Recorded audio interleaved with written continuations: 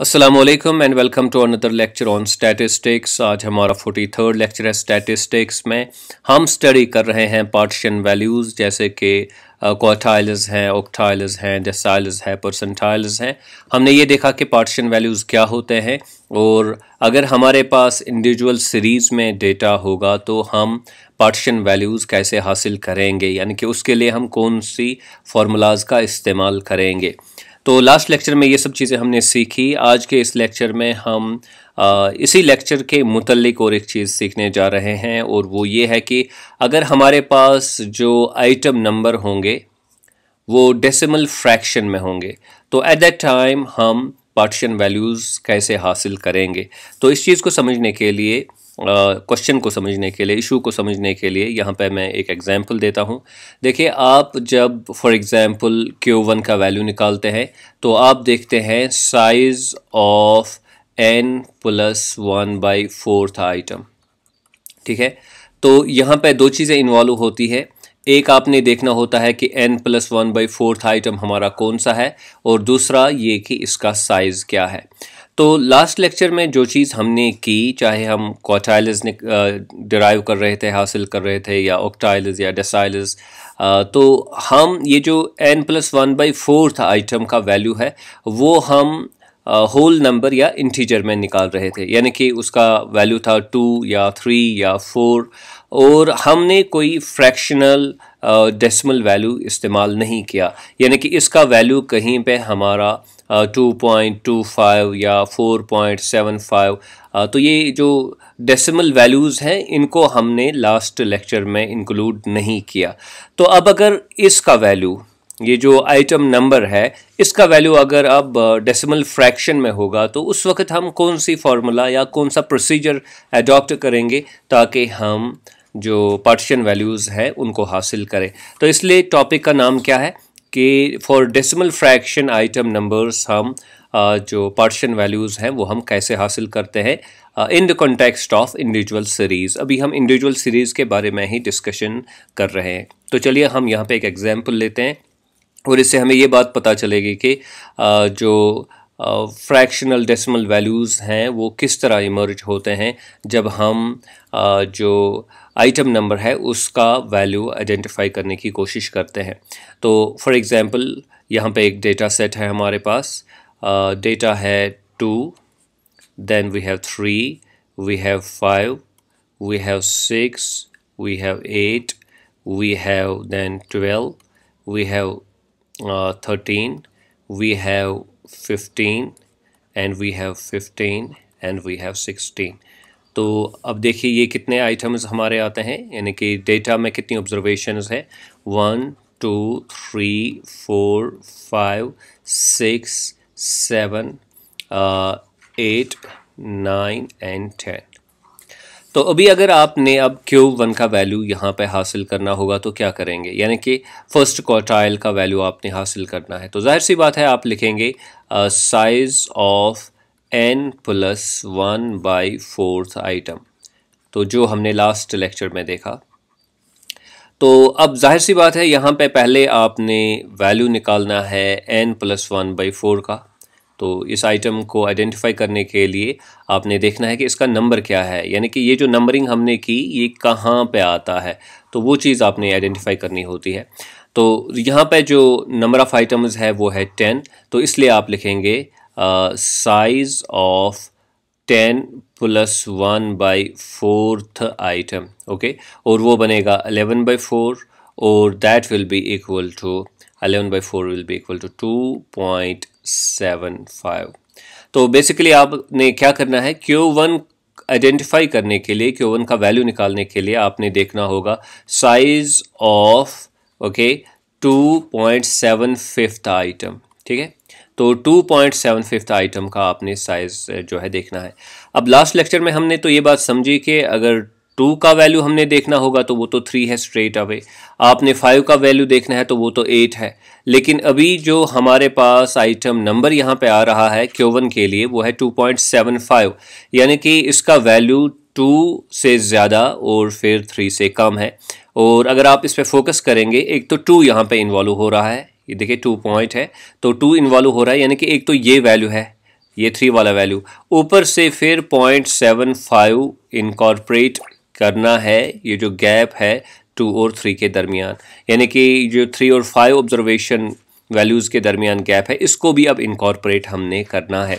तो अब Q1 का वैल्यू हम कैसे आइडेंटिफाई करेंगे, वो चीज़ आपने यहाँ पे समझनी है। देखिए ये प्रोसीजर जो है बड़ा सिंपल है, लेकिन एक बार इसको अच्छे से अंडरस्टैंड करने की हमें कोशिश करनी होगी, तब जाके ये यानी कि सिंपल हमारे लिए साबित होगा।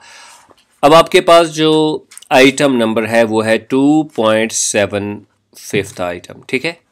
तो पहले आप लीजिए दूसरा आइटम, आइटम नंबर 2, और आइटम नंबर 2 का वैल्यू क्या है, दैट इज इक्वल टू 3। फिर प्लस कीजिए यहाँ पे, फिर आप यहाँ पे लाए 0.75, ओके, तो ये 0.75 आ गया। इसको मल्टीपल कीजिए आप, इसको मल्टीपल कीजिए आप किसके साथ, ये जो दूसरे आइटम और तीसरे आइटम की जो वैल्यूज़ के दरमियान जो गैप है उसके साथ इसको मल्टीप्लाई कीजिए। तो यहाँ पे दूसरे आइटम का वैल्यू है 3 और तीसरे आइटम का वैल्यू है 5 और 3 के दरमियान जो गैप है दैट इज़ इक्वल टू 2, तो इसलिए यहाँ पे मल्टीप्लाइड बाई 2 कीजिए, ठीक है। अब वैल्यू क्या निकलेगा यहाँ पे, तो वैल्यू यहाँ पे निकलेगा यू हैव 3 प्लस 1.50, क्योंकि 0.75 को अगर आप मल्टीपल करेंगे 2 के साथ तो 1.50 निकलेगा, और टोटल जो वैल्यू निकलेगा that will be equal to 4.50। तो इनको ऐड कीजिए, निकलेगा 4.10। तो ये हमारा Q1 का वैल्यू है। This is the value for Q1, यानी कि साइज ऑफ 2.75 आइटम जो है दैट इज़ इक्वल टू 4.50। और आपने यहाँ पे अब देखा कि ये प्रोसीजर आइडेंटिफाई करने का क्या है। तो आपके पास था 2.75 आइटम, ठीक है। आपने देखा सेकंड आइटम हमारा कौन है, आपने देखा थर्ड आइटम, इस पे फोकस किया, ये आपका 2 था, ये आपका 3 था, ये आपका 5 था। फिर आपने पहले ये वाला वैल्यू लिया 3 प्लस किया, यानी कि 2 तो कंप्लीट हो गया। अब 0.5 यहाँ पे लाया और मल्टीप्लाई किया, ये जो इन दो के दरमियान गैप है 5 माइनस 3 तो वो 2 है, तो वही हमारा निकला 3 प्लस 1.5, वही हमारा निकला 4.5, जो कि हमारा Q1 का वैल्यू यानी कि बनता है। तो इसी तरह हम लेंगे एग्जाम्पल, अगर आपने Q3 का वैल्यू अब निकालना हो तो क्या करेंगे आप। तो अगर आपने Q3 का अभी वैल्यू निकालना होगा तो आप लिखेंगे size of n plus 1/4 item, ठीक है, लेकिन यहाँ पे मल्टीपल करेंगे 3, क्योंकि आपने Q3 निकालना है, इसलिए यहाँ पे मल्टीपल 3 ज़रूरी करना होता है।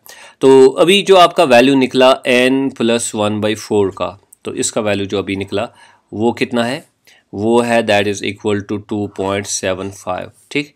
तो यहाँ पे लिखिए, स्ट्रेट अवे लिखिए, Q3 is equal to size of 3 into 2.75 item, ठीक है, और that will be equal to Q3 is equal to size of 3 multiplied by 5 कितना हुआ 15, 1 कैरी हुआ, 3 7 जार कितना हुआ 21 और 22 बन गया क्योंकि 1 कैरी हुआ था, और 2 कैरी अब हो गए, 3 2 जार कितना हुआ 6 और 2 कितने हुए 8।